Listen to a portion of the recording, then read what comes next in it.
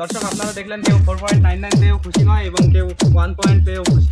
Uncle আমিও ফেলবছে, আমার বাবুও ফেলবছে। আমার বাড়িতে বলছে তুমি যদি ফেল করো তাহলে আমাকে নাকি বিয়ে দিয়ে ফেরিস চালা। হ্যালো দর্শক আপনারা দেখছেন বাসবাগান টিভি, সাথে আছি আমি আনারস মজুমদার।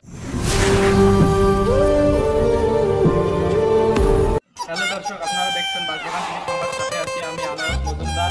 আমরা এখানে উপস্থিত হয়েছি কিছুক্ষণের মধ্যেই এসএসসি ফল প্রকাশ হবে। আমরা দেখতে পাচ্ছি এখানে ধরা হয়েছে তাদের ফল দেখার জন্য। দেখা যাচ্ছে ছেলে চিল্লালো, মনে হয় সে রেজাল্ট পেয়েছে।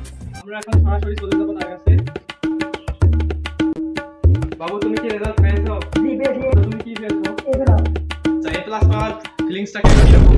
এ প্লাস পেয়ে আমার ইয়েস ইয়েস। তো দর্শক আমরা আবার চলে যাচ্ছি তাদের কাছে। বাবু তুমি কি পেয়েছো?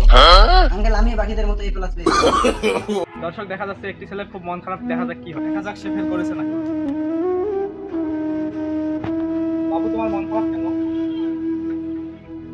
আঙ্কেল আমি 4.99 পেয়েছি, ওর জন্য এ প্লাস পেয়েছি, তাই বাবু পরীক্ষার সময় কি তোমার কলমের কালি শেষ হয়েছিল? সুযোগ পেয়েছি, এবার একটা মিথ্যা কথা বলি।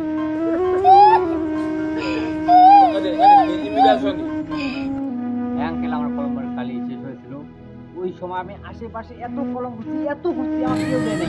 আমার কলমের একটা ট্রাক নিয়ে যাবো। তো বাচ্চারা তোমরা ভবিষ্যতে পরীক্ষা দিতে গেলে একটা কলম নিয়ে যাবে। দর্শক দেখতে পাচ্ছি একটি ছেলে খুব খুশি, দেখা যাক কি হয়।